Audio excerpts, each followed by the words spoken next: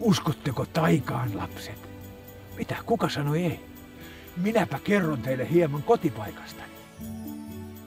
Täällä Pohjolan perukoilla joulun aikaan tähdet piirtävät kuvia yötaivaalle.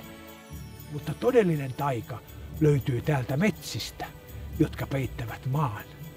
Taika on siinä, mitä metsät meille antavat.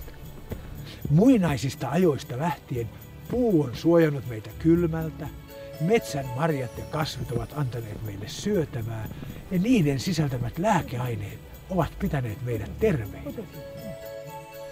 Metsässä asuu myös mitä ihmeellisimpiä eläimiä. Metsät ovat todella maaginen lahja, elämän lahja.